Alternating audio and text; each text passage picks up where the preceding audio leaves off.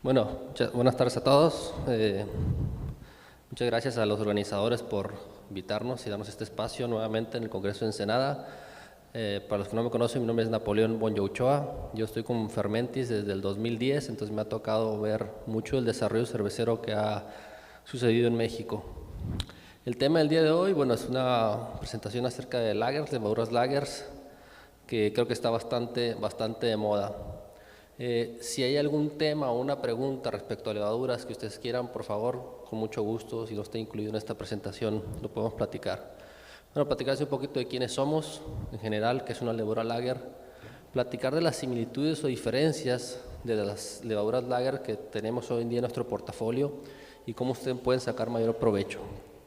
Algo bien interesante que incluí es que tenemos, les voy a hacer un preview de una nueva levadura que esperemos que sean las próximas, ojalá pudiera decir semanas, pero puede ser un par de meses, que creo que puede ser algo bastante interesante para todo lo que está de moda, sobre todo en cervezas lupuladas. Bueno, Fermentis es una unidad de negocios, es una empresa, digamos, especializada en lo que es fermentaciones de alimentos, no solamente de bebidas, y forma parte del grupo Lesaffre, que es una empresa francesa fundada en 1853, donde tiene varias unidades de negocios especializadas, todo a partir de levaduras, derivados de levadura, microorganismos en general. Y Fermentis, se ubica la ven en el cuadrante de arriba, en la parte de al Food, Taste and Pleasure, que le llamamos, junto con otras unidades de negocios. Entonces, el 2020 inauguramos nuestras oficinas, cuartel general en Lille, Francia, y así es como se ve. Ustedes pueden visitar, digamos, está disponible para hacer visitas y recorridos en las instalaciones de Fermentis. Y algo que me parece bien interesante, si ustedes pueden ver aquí, por ejemplo, en la parte, aquí en el centro, que esta es una construcción que es una construcción original del grupo Lesaffre, de una maltería, de cuando el grupo se dedicaba al negocio de malterías. Entonces conservamos, conservamos la parte esta del edificio, si se fijan, y conservamos los conos de los almacenamientos de granos. Entonces, si ustedes están en el bar, dentro de las oficinas, digamos, ustedes pueden ver los conos de los graneros. Entonces, algo bien interesante también es que adentro de esa oficina hay una cervecería de Kasper Schulz de 40 hectolitros y hay 40 fermentadores de 1 hectolitro, hay de 20, de 40 y fermentadores abiertos, donde se hacen la mayoría de los estudios de aplicación de los productos. ¿Cuál es la diferencia entre un estudio de aplicación y entre un desarrollo de ciencia básica, por ejemplo? En estudio de aplicación significa que probamos lo que ustedes harían en su cervecería y diferentes condiciones. Y en los estudios de más lo que es ciencia básica o análisis que sería de productos químicos, en particular producción, se hace a nivel de laboratorio o con asociados, digamos, en investigación y desarrollo. Una parte bien importante que para nosotros no solamente es tener un producto que tenga muy buena calidad, que funcione muy bien en el proceso, sino que aporte una serie de características organolépticas que los consumidores, que los productores de cerveza puedan apreciar. O sea, de nada sirve que yo tenga una levadura que produce X concentración de X producto, si ese producto mi cliente no lo puede apreciar. Entonces, por eso tenemos un panel sensorial que revisa todo el tiempo, o que acompaña todo el tiempo sus estudios de aplicación, y siempre ligamos la parte analítica con la parte sensorial, y después juntamos todos estos datos estadísticos para poder buscar cuáles son las tendencias o cuáles son los tratamientos que desencadenan los mejores resultados en el uso de las levaduras. En este caso, nosotros, Fermentis inicia en el 2003, cuando la levadura seca se llamaba levadura seca, levadura activa seca, y con el paso de los años, con la mejora de la tecnología, Fermentis ha podido posicionar su levadura como, le llamamos SAF yeast, que significa una levadura que a lo largo del tiempo ha ido mejorando su tecnología, no solamente en la parte productiva, sino en la parte de empaque, en la parte de almacenamiento, en la parte de controles de calidad o controles para poder tener un producto terminado. Y pronto, yo espero que será, eso sí, en algunas semanas, se va a informar sobre lo último en tecnología para producción de levadura seca que va a cambiar el estándar de la industria que se tiene hoy en día. Bueno, ya platicando más en el tema, platicar sobre qué es una levadura lager. Como ustedes saben, generalmente se puede hablar de que tenemos dos tipos de grandes grupos de levaduras, los ale y lager. Y las levaduras lager, bueno, es un híbrido interespecies que el origen es cuestionable, pero la historia que más se aprueba, digamos, es la que dice que las levaduras lager se encontraron principalmente en la Patagonia Argentina y de ahí, digamos, después viajó hacia Europa. Y es un híbrido interespecie porque es la combinación de dos parentales, una levadura Saccharomyces cerevisiae y una Saccharomyces eubayanus, que es como si fuera el padre y la madre, o los dos padres o las dos madres, como lo quieran ver, y eso produce, digamos, una levadura lager híbrida, que lo que se tiene entendido es que con el paso del tiempo y en un mosto cervecero logró forjar esas características que tiene la cepa lager. Generalmente una cepa lager se diferencia de una ale, por ejemplo, porque obviamente trabaja en temperaturas más frías, es un poco más neutra, es POF positiva o fenólica o flavor, negativa, quiere decir que no produce fenoles, consume maltotriose en diferente grado. Y de esas, digamos, de esas cepas lager tenemos dos grandes grupos, el grupo Saaz y el grupo Froberg, que lo ven ahí en la gráfica. Ahorita vamos a platicar un poquito más. Y las diferencias principales es que cada una de ellas toma más características de un parental o el otro. En el caso, por ejemplo, del grupo Saaz, se supone que toma más características del parental de la Saccharomyces eubayanus, generalmente una cepa que puede trabajar en condiciones de un poquito más frío, y en el grupo la Froberg toman más características del parental Saccharomyces cerevisiae.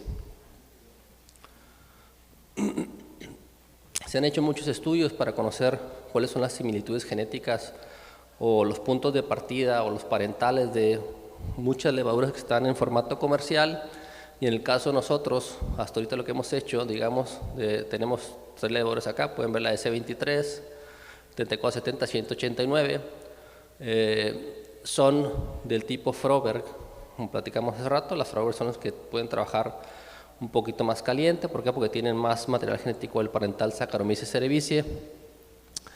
Y eso es lo que nos da una idea, por ejemplo, es que esas levaduras pueden trabajar un poquito más caliente. Ustedes, en lugar de intentar fermentar a 10, 12 grados centígrados, pueden fermentar igual un poquito más alto, 14, 16 grados centígrados. No tenemos la evaluación de todos los rangos de temperatura con todas, pero desde el punto de vista del origen y del material genético, sospechamos que lo pueden hacer sin problema, y muchas cervecerías lo han intentado y lo han hecho con bastante éxito.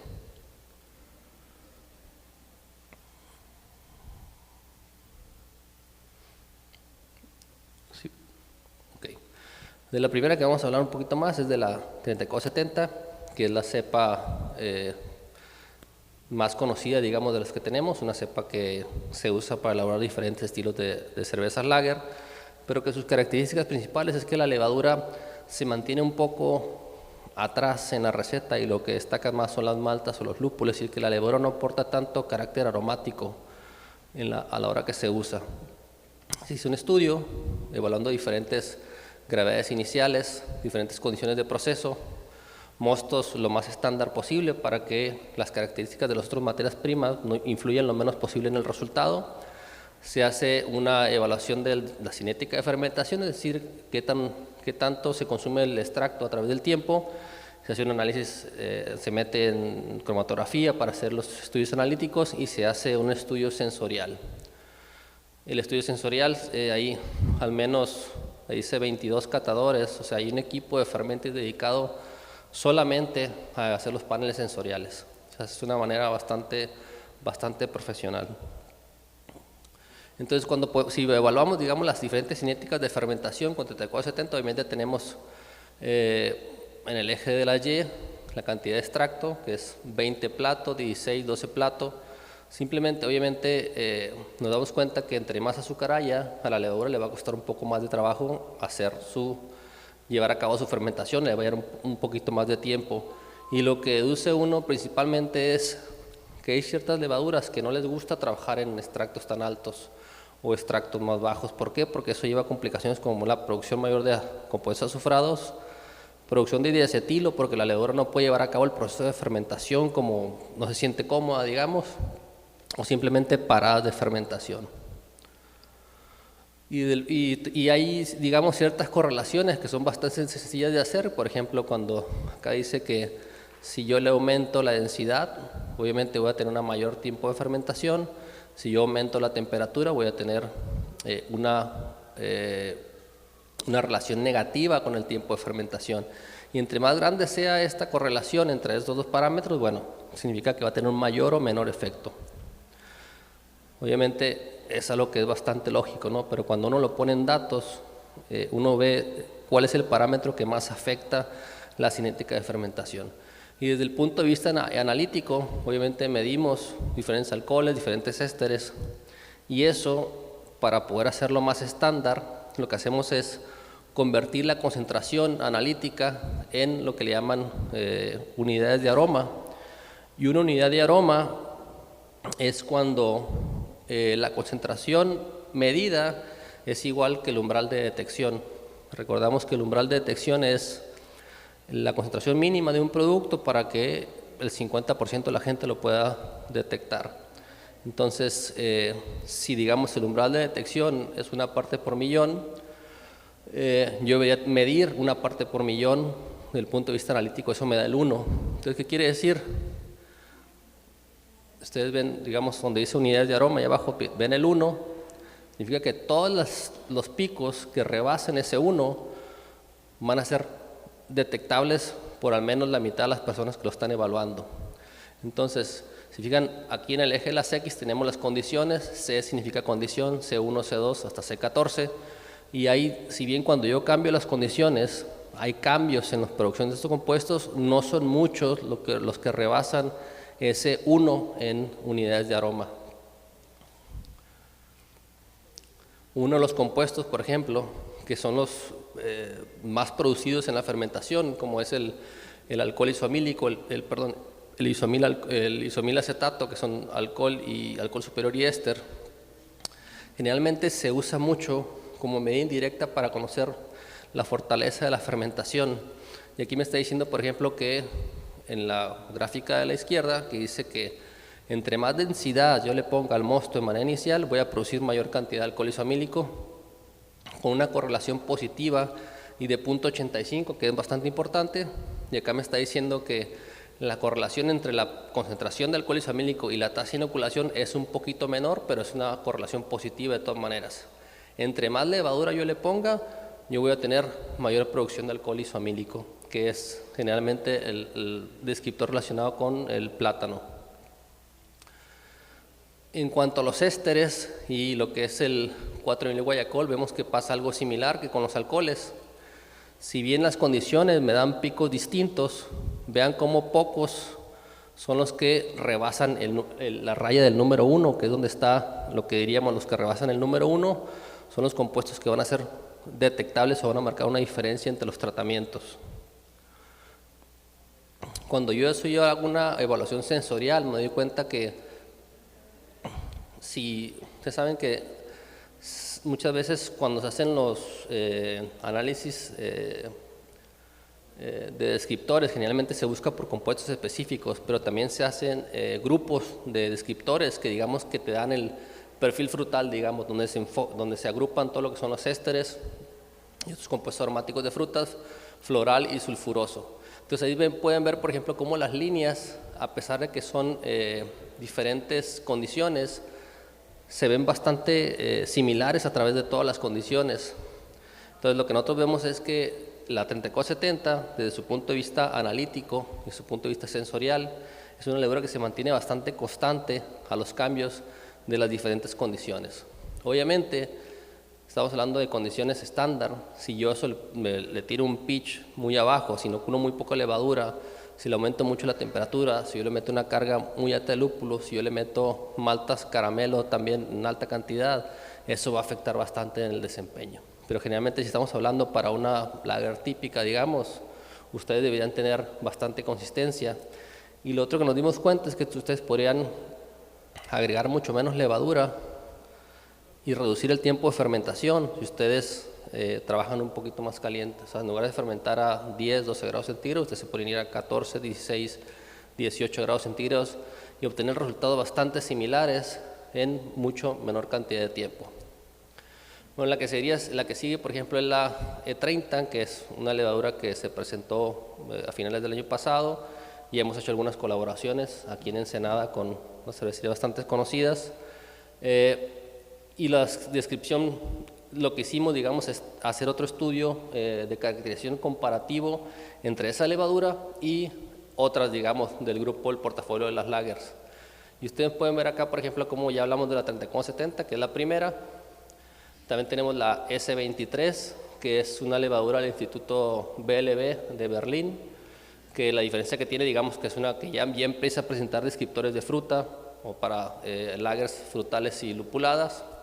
Tenemos la 189, que es una levadura que es originalmente de una cervecería en Suiza, que se llama Hurlimann, bueno, ya no existe, y tiene más el perfil como para hacer lagers lupuladas, digamos, florales.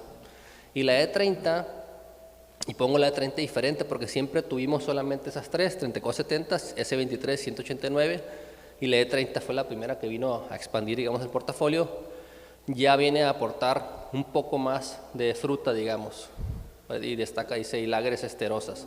Entonces, si ustedes ven esta fotografía, yo diría que si quieren hacer una lager, digamos, neutra, yo me iría más por la 3470 o la S189, y si quieren hacer una lager lupulada, una cola IPA o algo que tenga lúpulo, me iría más por la S23 o la E30. Desde el punto de vista de la cinética, comparativamente vemos ciertas diferencias al principio de la fermentación, pero luego, bueno, al final de cuentas vemos cómo son bastante similares en ese sentido.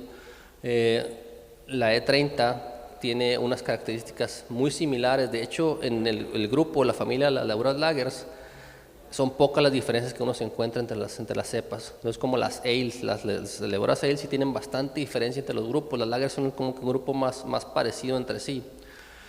Entonces, yo lo que les puedo comentar es que la E30 se comporta de una manera bastante similar que las otras cepas lagers. En cuanto a cinética de fermentación, aquí vemos lo que es el extracto de fermentación aparente. Vean también cómo es bastante similar entre las cuatro. Y aquí es donde se pone bastante interesante, la parte de la producción aromática. Hemos dicho que la E30 es una cepa lager para producir cervezas lupuladas. Vemos, por ejemplo, que la gráfica de la izquierda representa los ésteres principales y las barras, digamos que son, no sé, naranja, son el acetato de etilo, que es el éster que se relaciona con frutas en general. Vemos cómo se produce muchísimo acetato de etilo y todos los demás ésteres en una concentración mucho menor. Acuérdense que algo bien importante es no solo la concentración del éster, sino cuál es su umbral de detección. Entonces, si yo quito la barra del acetato de etilo, se me genera la gráfica de la izquierda, donde ya sin el éster principal, el segundo éster principal sería el acetato de isoamilo, que son las barras cafés. Digamos, si yo le hiciera zoom a la gráfica de la izquierda, me da la de la derecha.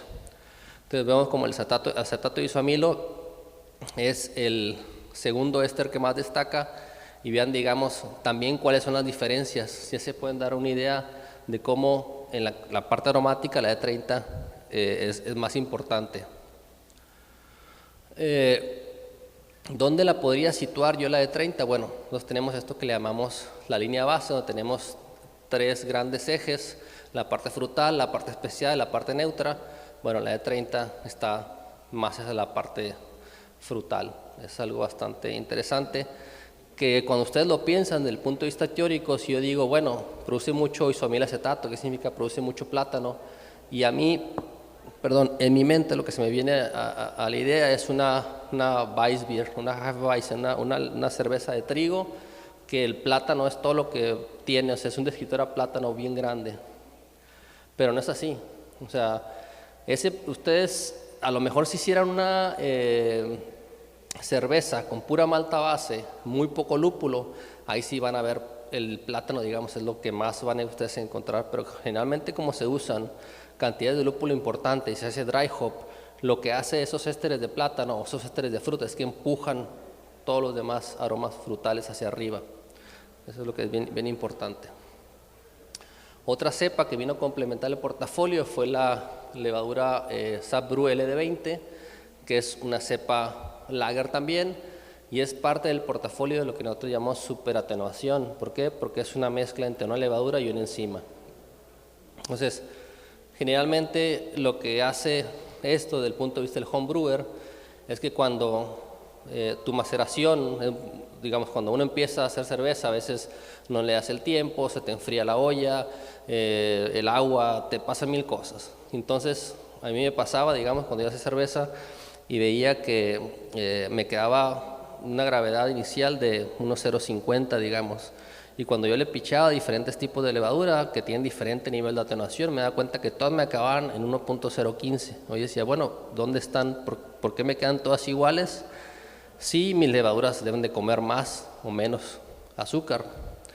Entonces esto te resuelve muchos problemas desde el punto de vista de preocuparte mucho porque tener una maceración, preparar un mosto muy atenuado, porque como tiene una glucoamilasa, se va a comer absolutamente todo, a pesar de que, digamos, tu maceración no sea lo más óptima posible. Eso en un sentido. Sin embargo, obviamente, está más ideado, o si uno lo piensa en el extremo, voy a producir una cerveza que está súper seca, tiene una gravedad final de 1 o menos de 1 y mucho alcohol, hablando en los extremos. Entonces, hay que saber planificar una receta muy especial para este tipo de productos. Generalmente podríamos pensar en una Michelob Ultra, por ejemplo, de los productos muy populares que hay, una lager muy atenuada. Bueno, en el caso de la LD20 es una levadura lager y una glucoamilasa. Se hicieron pruebas también estándar. Otro dato muy interesante es que al ser una mezcla de dos productos, de una enzima y una levadura, el pitch es más alto. Generalmente ustedes inocularían 100 gramos por hectolitro para una lager, aquí se llevaría 200 gramos por hectolitro. En la experiencia hemos visto que tú requieres mucho menos de eso. O sea, la levadura es tan robusta y la enzima combinada también, que ustedes podrían, por ejemplo, bajar ese pitch a lo mejor a la mitad, a lo mejor combinar con otra cepa de levadura que a ustedes les guste y poder obtener un resultado bastante similar. Vean aquí las diferencias. Obviamente en la parte de arriba tenemos la gráfica de la S23, 189, 3470, y la gráfica que cae más es la de la LD20, o sea, tienen una caída de extracto mucho mayor. Y otra diferencia también es generalmente la gente cuando hace light lager, por ejemplo, o arranca con una gravedad inicial muy baja o agrega enzimas alfa-amilasa en maceración. Eso es bien diferente que agregar una mezcla como esta en fermentación, lo que le llaman generalmente una fermentación y sacarificación simultánea, es decir, la levadura va comiendo conforme la enzima va cortando los azúcares, y eso le ayuda también, sobre todo cuando uno trabaja con fermentaciones de alta gravedad. Entonces es una levadura, digamos que desde el punto de vista de eficiencia, pues es mucho más eficiente. Y aquí donde podemos ver también, vean cómo por ejemplo las tres primeras son las levaduras clásicas. Veo que con el mismo mosto me da generalmente un 80-85% de extracto de fermentación aparente y me da una producción de alcohol del 4.5%. El mismo mosto, pero con la de 20, me da 5.6% de alcohol y un extracto de fermentación aparente de 102%. Entonces, ese desde el punto de vista numérico es bien importante. A la hora que uno hace la receta tiene que hacer los ajustes porque, digamos, yo no quisiera tomarme esta cerveza porque desde el punto de vista numérico es una cerveza que es muy alcohólica y bien seca. Entonces hay que balancear eso en general. Y lo otro también es que aquí vemos, por ejemplo, en el lado derecho, la barra son los azúcares del mosto y acá son las diferentes levaduras, los azúcares finales, glucosa, maltosa, maltotriosa, DP4, DP5 y superiores. Si ven cómo la LD20, la LD20 pues deja muchísimo menos azúcares. Y ya sería cuestión de que ustedes hicieran el análisis para determinar si es una cerveza que puede ser etiquetada como baja en carbohidratos, Pero acuérdense que en muchos países, incluido México, para ponerle baja en carbohidratos tiene que disminuir, digamos, las características, las calorías finales comparado con la versión original. Aquí pueden ver la parte de los compuestos aromáticos, generalmente una fermentación más extensiva, sobre todo esa que te da enzima, obviamente te da una mayor producción de compuestos aromáticos, pero yo diría que la LD20 es una levadura lager relativamente neutra. Si yo quisiera complementarla, digamos, podríamos buscar combinarla con alguna otra levadura de las que son más aromáticas. Bueno, hablando de la SH45, como les comento, complementando lo que ya les platicaba ahorita, es una también Saccharomyces pastorianus o levadura lager verdadera, lo que le llaman, y que en esta, digamos, además de tener esa fortaleza en la parte de producción de ésteres, aporta también una parte importante para lo que es la biotransformación, lo que le llaman la biotransformación, en este caso basado específicamente en la transformación de tioles conjugados a tioles libres. Y digamos, en presentación, digamos, sería una levadura que su diferencia, digamos, es que aporta una base de tioles muy importantes. Aquí ven cómo hicimos, esta es la parte de los ésteres, y vean cómo, por ejemplo, la SH45, si bien no produce tantos ésteres como la E30, sí produce más ésteres que las otras tres. Entonces ya de inicio es una levadura que desde el punto de vista de ésteres es bastante sólida. Y en la parte sensorial, cuando hace la parte sensorial, aparecen bastantes descriptores tropicales, tioles, que recordemos que los tioles son estos compuestos a frutas tropicales, maracuyá, moras, ese tipo de cosas. Nosotros lo que hicimos, digamos, se usan precursores, bueno, si quieren me regreso un poquito a hablar de los tioles. Los tioles se encuentran en la naturaleza conjugados con la cisteína o el glutatión, que son los dos aminoácidos, así es como están en la naturaleza de manera conjugada y de manera principal, y también existen ciertos tioles libres. La manera como los tioles se hidrolizan puede ser por temperatura o de manera enzimática. Y lo que nosotros hacemos es para probar, digamos, las diferentes características de las levaduras, es usar precursores sintéticos. Es decir, compuestos, ¿por qué? Porque si yo pongo un lúpulo, digamos, por ejemplo, primero que nada, no voy a poder garantizar cierta cantidad de lúpulos conjugados. No sé si me explico. Entonces, todos traen diferentes cantidades de lúpulos conjugados. Y si yo hago la prueba con un lúpulo como el Citra, que tiene un montón de lúpulos libres, este ejercicio no va a servir para nada, porque todas me van a salir con un montón de lúpulos, de tioles libres, perdón. No va a haber diferencia entre las levaduras. Entonces yo ocupo ponerle forzosamente precursores sintéticos de lúpulos conjugados, o sea, que estén ligados. Los tioles conjugados no son perceptibles para el ser humano, digamos, no huelen a nada.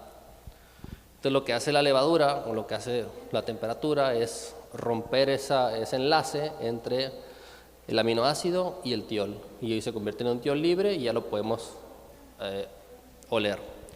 Entonces se ponen, digamos, todas las levaduras en contacto con estos precursores de tioles, de la cisteína y de glutatión, y yo lo que voy a ver aquí en esta prueba es, dentro de las levaduras que yo estoy probando, cuál precursor, qué familia de precursores es más apta para su transformación y cuál transforma más, o sea, cuál tiene más potencial para que yo pueda transformar.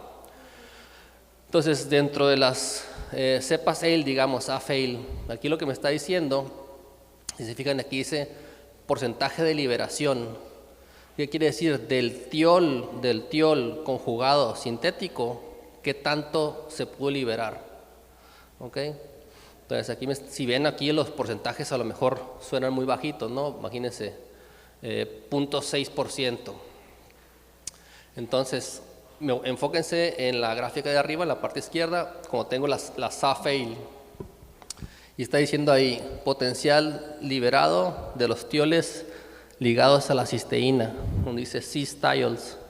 Entonces me está diciendo, por ejemplo, que la K97 es la que tiene mayor porcentaje de liberar los tioles de cisteína en su formato de alcohol, porque las gráficas guindas es el compuesto 3-sulfanilhexanol, que es el, bueno, es el 3-SHOL.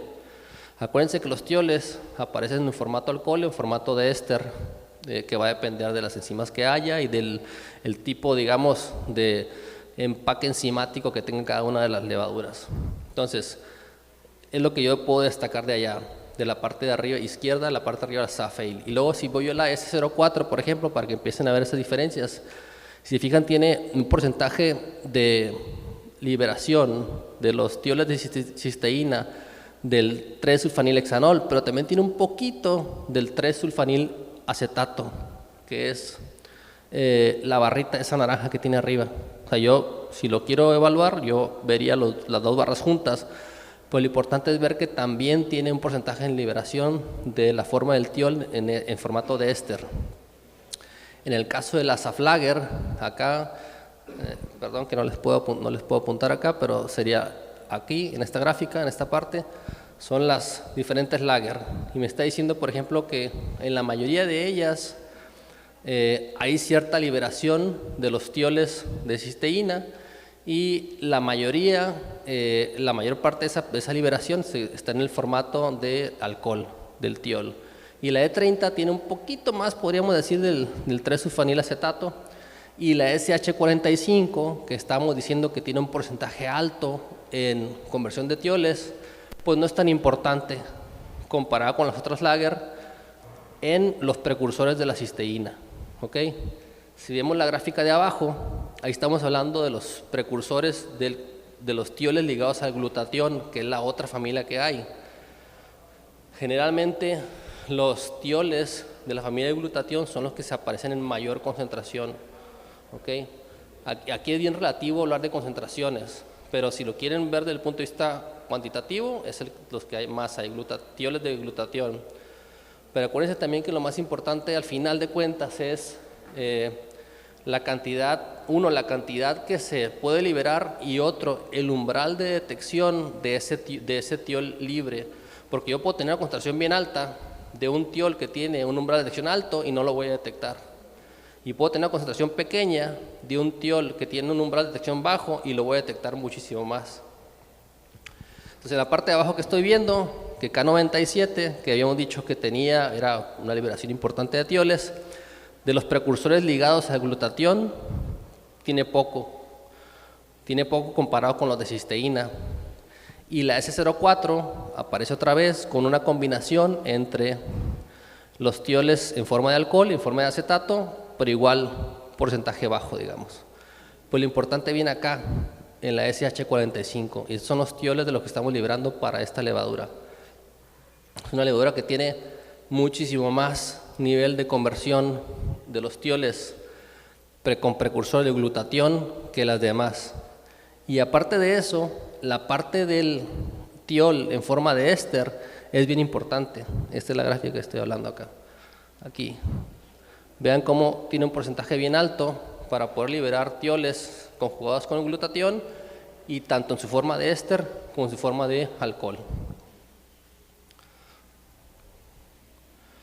Bueno, como conclusiones podemos decir que en general las levaduras, si bien son parte muy importante en el proceso de fermentación o en el éxito o el fracaso de una cerveza, los cerveceros han aprendido a manipular mucho las levaduras, incluso a veces las usan y aprendemos mucho de ellos porque cambian, digamos, las reglas del juego, las usan para producir otras cosas, como por ejemplo usar la E30 o la SH45 para hacer IPAs, por ejemplo, que es algo que está muy de moda. O sea, al ser una levadura de la familia Frober, que tiene la capacidad de fermentarse a 16 grados centígrados, yo podría ponerle 65 gramos por hectolitro, fermentarla a 16 grados centígrados y tener una cerveza que va a tener un nivel de alteración un poquito mayor que la típica 0,5, digamos, para hacer una IPA, porque acuérdense que la lager fermentan un poquito de maltotriosa, y además con ese potencial de producción de ésteres y tioles.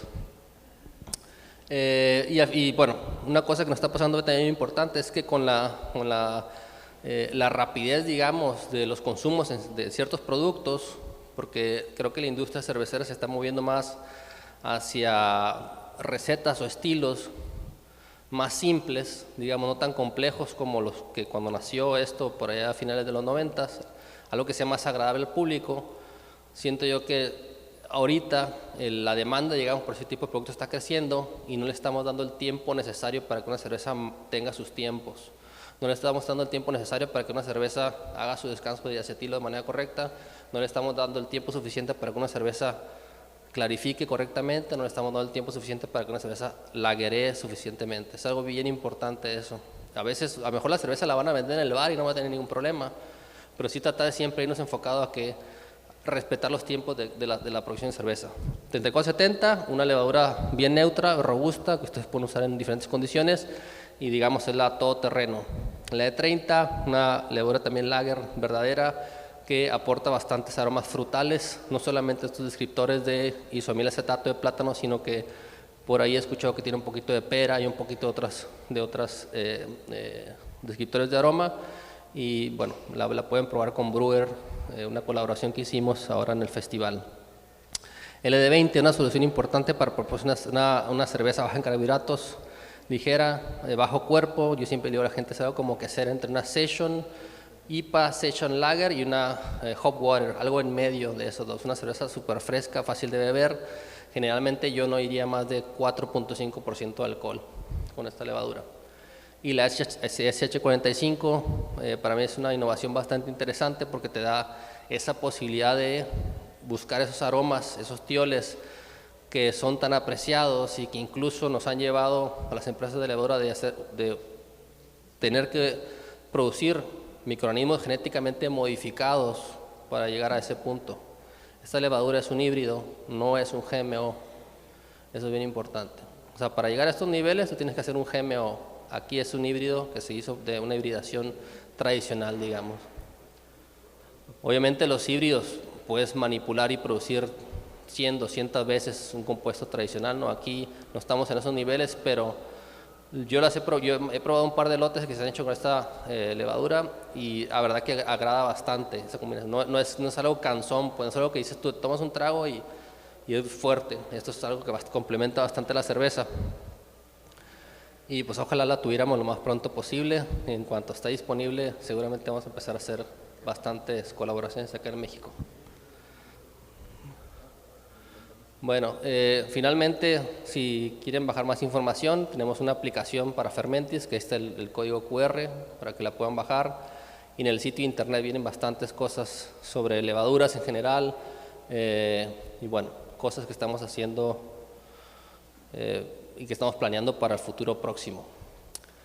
Les agradezco mucho su atención y pues si tienen preguntas, adelante también. Muchas gracias.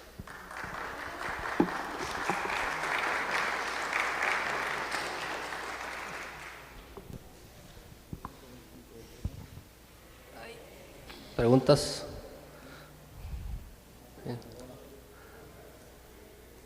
¿Sí?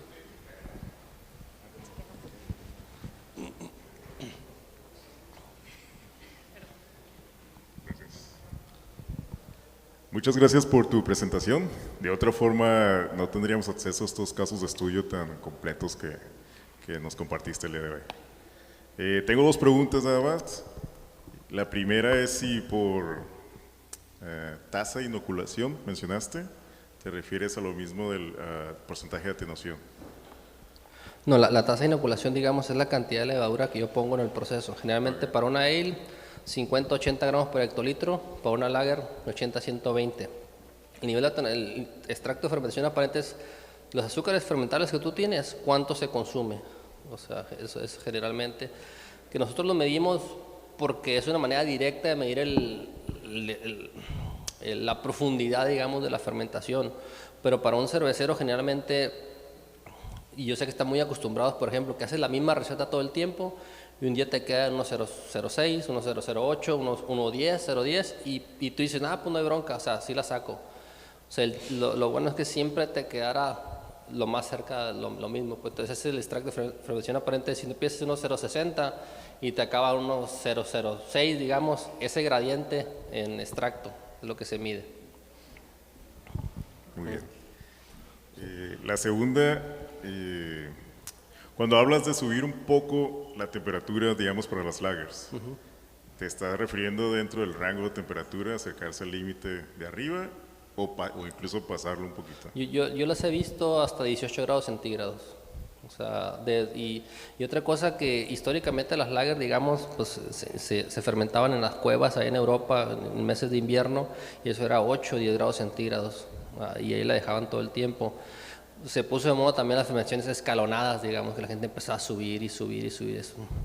Yo creo que una fermentación con una temperatura constante es lo mejor desde el punto de vista de la levadura porque se va a sentir cómoda desde el principio. Estamos hicimos una colaboración con Wendland esta semana. Ellos querían fermentar a 8 o 9 grados centígrados, que para mí es bastante frío desde el principio, que digamos es un método tradicional y muchas personas relacionan esa temperatura y una cantidad de levadura suficiente con la producción de compuestos azufrados de las lagers europeas tradicionales o históricas. Entonces esa puede ser una alternativa para producir algo así. Desde el punto de vista de metabolismo de la levadura, yo no lo recomiendo. ¿Por qué? Porque la levadura va a batallar. Entonces, ¿qué tengo que hacer? Compensar con un pitch un poquito más grande para que la levadura lleve a cabo la fermentación en un tiempo de 2 semanas, digamos, de fermentación a esa temperatura. Pues se pone un poquito más, un poquito menos. Pero yo siempre que he hecho he fermentado 14 grados centígrados sin ningún problema. Donde tú te vas a dar cuenta que la temperatura, el Brix y el pitch rate no está bien regulado o balanceado es cuando empiezas a producir un montón de compuestos azufrados. Ahí te está diciendo o le estás poniendo mucha levadura o tiene muy poquito azúcar o la levadura está batallando. ¿Okay? El metabolismo del azufre es de los más complejos que hay. Generalmente se relaciona con los aminoácidos que tienen grupos azufre, digamos. Cuando la levadura necesita nutrientes, necesita comer, necesita crecer, rompe los aminoácidos esos y se liberan compuestos de azufre. Hay compuestos azufrados en el agua. Cuando la levadura, digamos, es mucha levadura y poco azúcar, también se pueden producir compuestos azufrados. Pero generalmente con el tiempo eso se tendría que limpiar, digamos. Entonces, temperatura sí, subirle 16. Yo he visto muy buenos resultados con 16 grados centígrados, 16, eso estaría bien. Gracias. ¿Sí? ¿No hay? Bueno, pues igual yo voy a estar por acá, en la premiación, el festival, con toda confianza, si me ven, pues ahí, sáquenme pláticas, no hay problema. Gracias. Vamos a darle un certificado antes del aplauso.